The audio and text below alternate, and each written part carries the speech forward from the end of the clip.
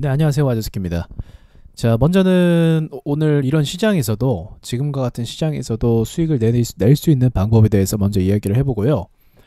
그리고 여러분들이 만약에 제가 제시한 대로 이제 코스닥이 2%가 빠진다라고 했을 때에 대응을 했다라고 한다면 아마 지금 현금 비중을 늘렸을 거라고 생각을 합니다. 그럼 그 현금 비중을 늘렸을 때 지금과 같은 시장에서 매수하고 또 수익을 낼 수 있는 기회를 또 가져갈 수 있거든요. 자, 그래서 그 부분에 대해서 오늘 이야기를 해보도록 하고 또 마치기 전에 좀 최근에 이슈가 됐던 종목들에 대해서 이야기를 해보도록 하겠습니다. 아무래도 반일 감정주, 반일 불매 운동 관련주를 이야기를 해볼 것 같아요. 자, 좋습니다.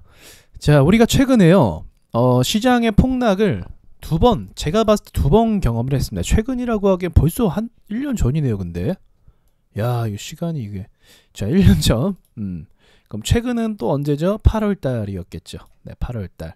이 두 구간에서 우리 내부적인 어떤 문제가 아니라 항상 증시는 그래요. 외부적인 어떤 문제로 인해서 주가가 큰 폭으로 하락을 했습니다. 그래서 주식을 여러분들이 이제 하실 때는 우리 한국 경제를 볼 필요가 없어요. 한국 경제가 뭐 부채율이 얼마건 뭐 기업이 돈을 못 벌건 그거는 큰 흐름 속에서의 조금씩 나타내는 결과고 중요한 거는 이제 그런 것들도 중요하긴 하지만 문제가 터졌을 때 버틸 수 있는 힘이 있냐 없냐 그거에 대한 문제긴 하지만 우리가 먼저 봐야 될 것은 이제 다른 나라에 대한 이야기들입니다. 그러니까 쉽게 얘기하면 선진국이 아니라 세계 경제 규모가 큰 나라 순서대로의 문제가 터지는지 안 터지는지를 보면 되는 겁니다. 그렇게 보시면 돼요. 자, 어쨌든 지금 상황도 좋지가 않은데 이유가 뭐죠? 이유가 뭐 몇 개 있는데 일단은 미국이 중국에게 어떤 제재를 또 가할 것이다 라는 그런 우려감 때문에 증시가 이탈했다라고 볼 수가 있어요. 그러니까 이때의 어떤 직접적인 어떤 영향보다는 지금은 뭐랄까요, 이제 추측 정도로 부담을 느끼고 이탈한 거라고 일단 해석을 할 수가 있습니다. 자, 그렇다면 이런 상황에서 이제 각 종목들의 특징이 무엇인가를 살펴볼 필요가 있거든요. 어쨌든 그러면 간단해요. 어떤 거냐면 우리 증시가 8월달 기준으로의 저점을 다 찍어보면 돼요. 각 종목들을 8월달 기준으로에 맞춰서 종목들의 저점을 다 찍어보면 됩니다. 이렇게 증시가 저기 이제 8월달에 폭락장 때 빠졌던 그 가격을 체크하는 거예요. 그리고 체크한 다음에 올라왔던 힘을 보시면 됩니다. 그러니까 폭락장으로 빠졌을 때 얼마만큼 주가를 빨리 회복해 주는 거야. 얘는 다시 밀렸죠. 그거를 체크하는 게 제일 중요합니다. 그거를. 그래서 이제 차트들을 이렇게 돌려보실 거 아니에요. 자, 돌려보실 거 아니에요. 그러면 이와 같이 시장이 안 좋았을 때 빠졌던 그 가격을 체크하고 그 지지선 근방에서의 매수 전략을 지금부터 구성하시면 괜찮습니다. 이렇게 되면. 그럼 이때 어떠한 상황이 이제 발생을 하냐면 일단은 저점을 찍었던 그 가격이 왜냐하면 회사 자체에 문제가 없으면은 다시 올라가게 돼 있거든요. 그래서 저점을 찍었던 가격이라는 건 이 주식의 최저치를 이야기합니다. 최저치. 그리고 지금과 같은 상황이 아직 이 증시가 하락폭으로 가는 것이 명확한 게 아니에요. 그러니까 항상 증시는 더 큰 폭으로 빠지려면 우리가 이제 이때 반일 감정이 격화됐을 때 일본의 어떤 그 뭐죠? 무역 제재, 우리나라를 향한 대한민국을 향한 무역 제재, 경제 제재 이런 것들에 대한 시비가 붙었을 때 어떻게 보면 이제 눈에 실제로 보이는 이슈들이고 뉴스에서도 언급되는 내용들이잖아요. 이런 것들은 투자자들을 직접적으로 빠져나가게 만드는 요인으로 만들어주는 게 맞습니다. 그러나 지금은 아직 그런 직접적인 상황이 발생한 것이 아니기 때문에 지금은 충분히 지지선 부근에서 매수를 해볼 수 있다라는 게 제 입장인 거예요. 제 입장인 겁니다. 어차피 주식 투자라는 건요, 그 누구도 이 나라와 나라 간의 어떤 대화를 예측할 수가 없어요. 그 누구도 예측할 수가 없어요. 아무도 예측할 수가 없습니다. 그거는 예측이 불가능한 영역이기 때문에 우리는 차트상으로서의 가장 저점 부분에서 맞춰서 매수를 할 필요가 있다라는 거죠. 자, 이해가 되셨죠? 자, 그렇다면 이렇게 깬 거는 의미가 없고, 이렇게 가격을 깨버린 거는 의미가 없고요. 가격을 잡아주고 있는 종목들을 여러분들이 찾으시면 되는 겁니다. 자, 그렇다면 한번 체크를 제가 좀 몇 개 해볼게요. 자, 우리 8월장에서 무너졌던 그 가격을 다 맞추면 돼요. 남선 알미늄도 지금 사실은 악재가 떠 있거든요. 악재라는 건 이제 그 대표이사가 뭐 나갔다라는 거죠. 그러면 이 빠졌던 가격에서 이 밑으로 또 빠질 가능성이 덜할 수도 있으니까 이때 노려보는 것도 괜찮고요. 그 근방으로 내려오는 애들이 있어요. 보시면 근방으로 내려오는 애들, 그런 애들을 찾으시면 되는 겁니다. 에어부산 같은 경우도 만약에 지금 장이 안 좋아 추가타로 더 빠진다 그러면 5,500원까지 볼 수 있는 거고요. 자, 이해가 되시죠? 이런 식으로 5,500원까지 볼 수가 있는 거예요. 어차피 저런 관점으로 매수세가 몰리는 게 또 맞아요. 어차피 단기적으로 매수세가 몰리는 것도 맞기 때문에 그렇게 부담을 느끼면서 할 필요는 없습니다. 그냥 주어진 상황에 맞춰서 하시면 되는 거예요. 자, 다른 종목도 좀 몇 개 더 볼게요. 이런 식으로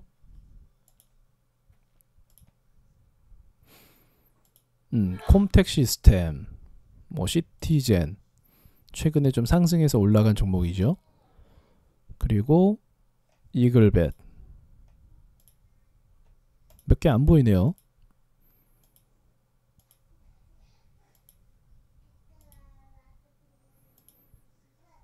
자, 지금 찾고 있습니다. 내려가는 걸.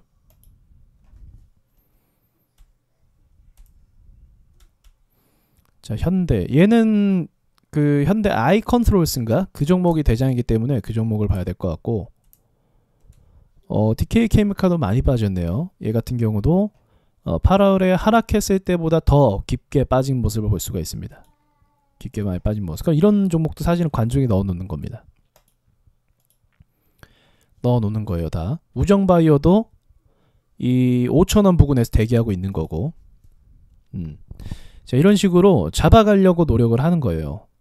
크게 빠졌을 때의 그 관점을 맞춰서 증시가 만약에 더 하락으로 간다 그러면은 그 8월달 기준으로 빠진 그 값어치를 내가 계산을 해서 그 밑으로는 웬만하면 잘 안 빠진다라는 거예요. 증시가 그때 많이 빠졌다라는 건 그때 최저를 찍었다라는 겁니다. 그 시장 그 자체에서 그때가 위기가 끝난 것도 아니었고, 그러니까 이번 올해 8월달에 하락했을 때 위기가 끝난 것도 아니었고 진행 중이었는데 이제 매도가 더는 발생하지 않았던 그 가격이라는 거예요. 자, 말이 이해가 됐으리라 생각을 하고, 자, 아시겠죠? 그래서 그 가격대에 내려오는 부근 애들을 공략해보는 것이 좋은 매수의 어떤 포인트가 된다라는 것을 여러분들이 기억하시면 좋겠습니다. 많이는 없을 수도 있어요. 근데 이런 식으로 체크를 하면서 시장이 더 빠질 때 여러분들은 매수를 할 어떤 가격대를 미리 정해 놓을 수 있는 거죠.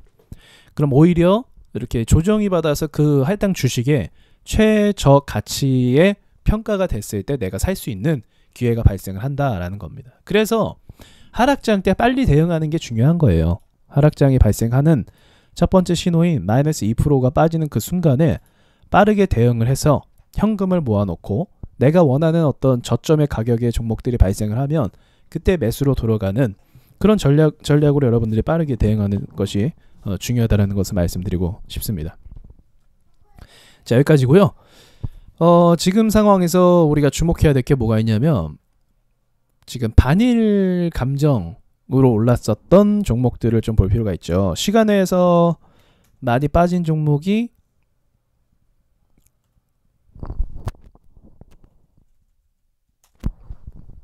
시간에서 빠진 게 이제 모나미를 제가 체크를 했거든요. 모나미가 시외에서 정부 정책 발표 지소미아 이제 연장으로 인해서 마이너스 8%입니다. 마이너스 8%.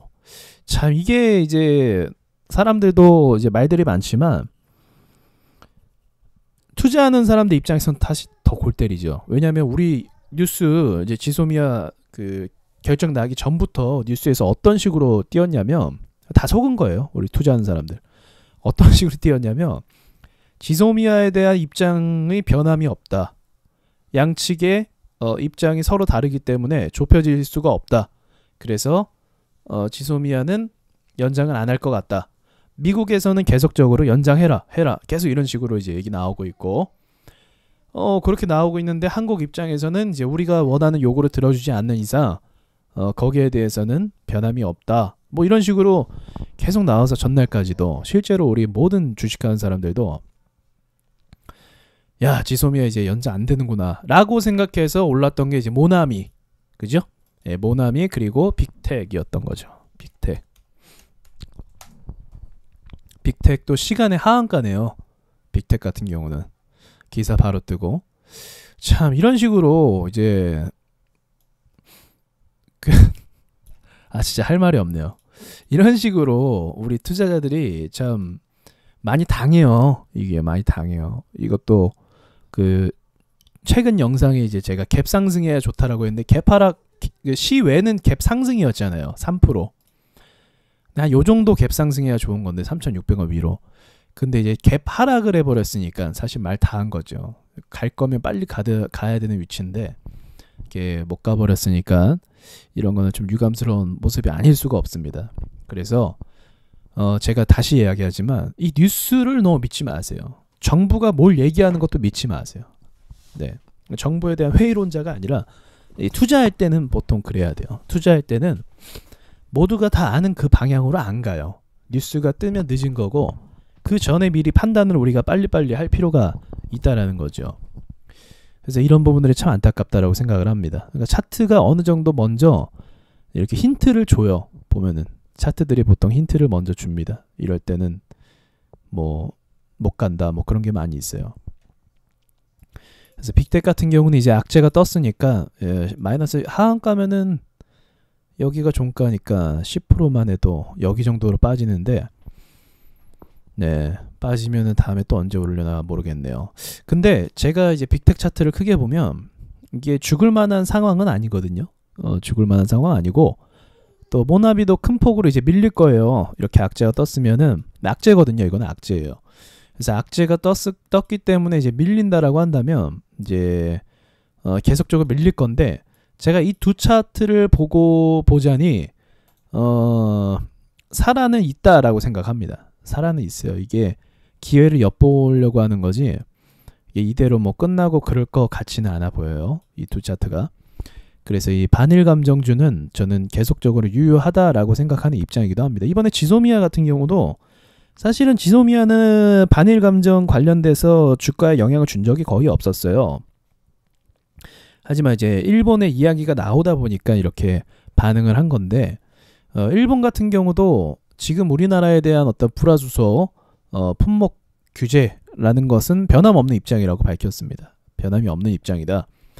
그래서 어쨌든 미국의 압박인지는 몰라도 지소미아를 연장을 했지만 변함이 없는 그 입장 속에서 다시 한번 한국과 일본 간의 어떤 갈등은 또 유효한 상황일 것이다 라는 것이 제 생각인 거고 지금 빠지는 거는 이제 빅텍 같은 경우는 아마 이제 원래 오르기 전 위치로 기본적으로 오겠죠. 2,800원 이렇게. 왜냐하면 얘는 순전히 이런 지소미아 때문에 오른 거였거든요. 순전히.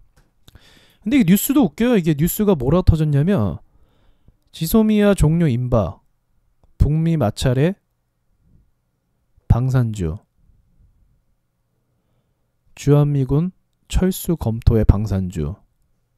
근데 이것도 다 뻥이라고 기사 나왔죠. 주한미군 철수할 그 내용 사실 아니다라고 정정 보도해라 이렇게 미국 에스퍼 장관인가요? 직접적으로 보도를 이렇게 표명을 했죠. 그러니까 우리가 어떻게 보면 좀 씁쓸한 건 언론에 다 놀아나고 있다라는 건데 뭐 이거는 어차피 주식이라는 건 원래 이런 것이기 때문에 여러분들이 적절한 대응을 하는 것이 중요하다라고밖에 전 말씀을 드릴 수밖에 없네요. 안 그래도 이제 장이 안 좋은데 이런 상황에서 또 한번 뒤통수를 맞았으니까 사실 우리는 늘 뒤통수를 맞아요. 제가 제 영상들 중에 보면은 뒤통수 맞는 영상 많이 있습니다. 투자자들한테 뒤통수 때리는 영상 많이 있는데 그 중에 또 하나가 예전에 블록체인 비트코인이었죠. 비트코인 다 없애버리겠다라고 갑자기 그 법무부 장관이 나와서 비트코인 다 없애버리겠다라고 해서 비트코인 폭락한 적도 있고 뭐 그런 적도 있어요. 자, 이런 시장에서 여러분들한테 드릴 말씀은, 야, 주식을 이왕 시작했으면 이런 상황인 걸 알고 가는 게 중요한데, 뭐 또 한편으로 이런 말씀 드리고 싶기도 해요. 이게 이만큼 좀 약간 더러운 곳이기도 하거든요. 추잡스럽기도 해요. 이런 상황들 보면은. 그래서 나갈 거면 빨리 나가세요. 그냥 이 주식판이 원래 이런 곳이라서 나가실 거면 빨리 나가시고, 또 이 상황을 극복하면서 매매할 수 있는 방법들이 또 있으니까 대응이에요. 그래서 결국 빨리 자르고 빨리 하고, 이런 게 경험이 계속 쌓여야 돼요. 그래서 그걸 훈련하실 분들은 아마 좋은 경험을 한 거라고 생각합니다. 지금도.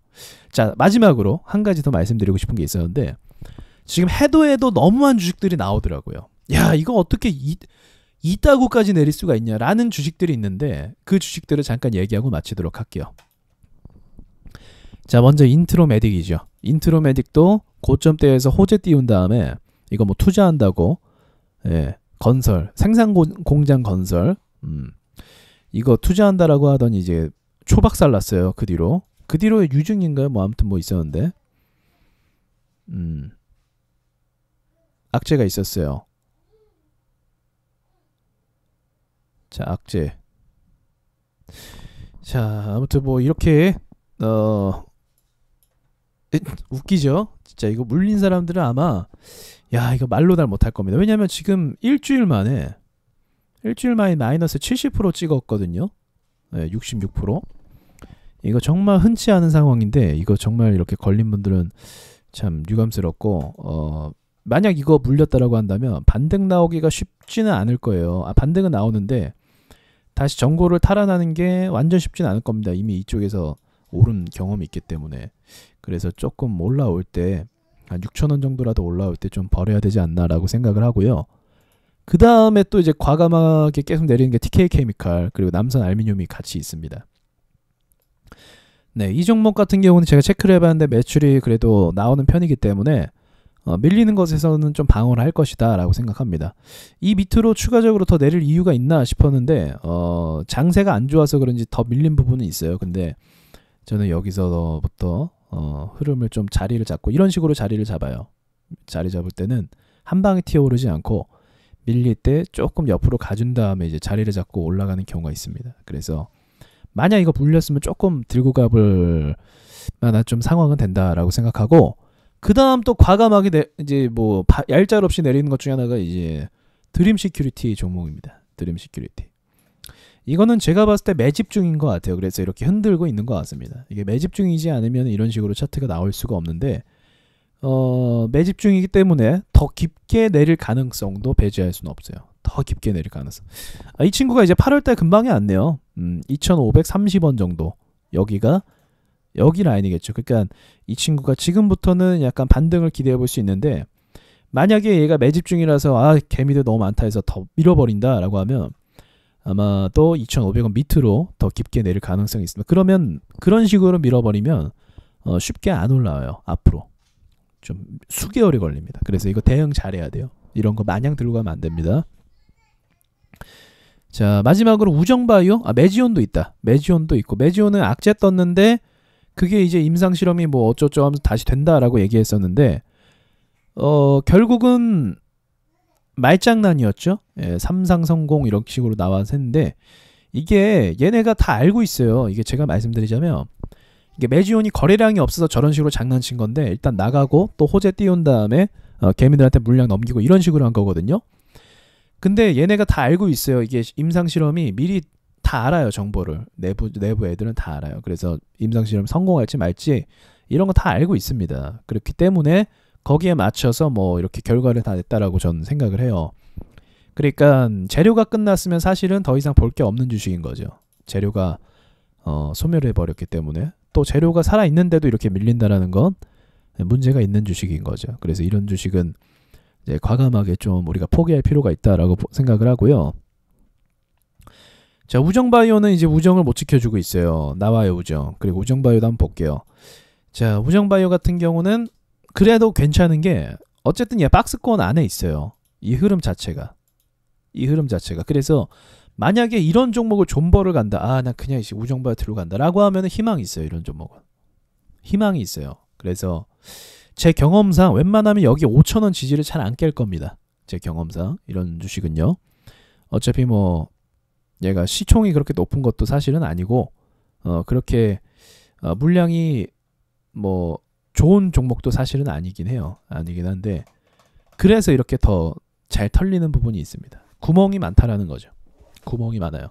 그래서 이거는 이 뜻은 이제 주식을 해본 사람들은 아는 내용인 거고 구멍이 많기 때문에 더 깊게 눌릴 가능성도 있다라는 거죠. 근데 반등 가능성도 동시에 있어요. 예. 그만큼 약한 주식이라 그래요. 남선도 뭐 마찬가지고.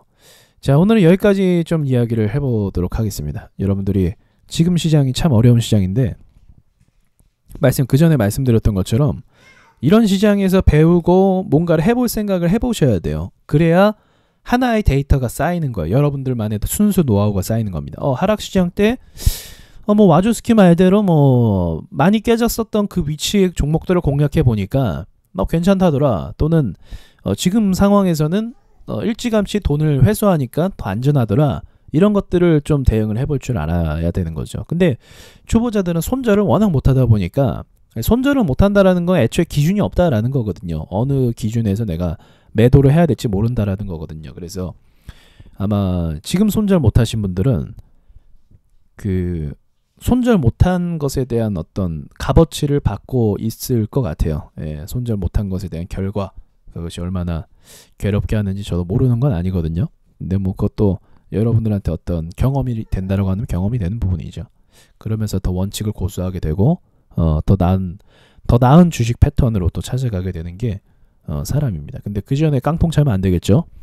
자, 대응 잘 하시길 바라고 이상 마치겠습니다.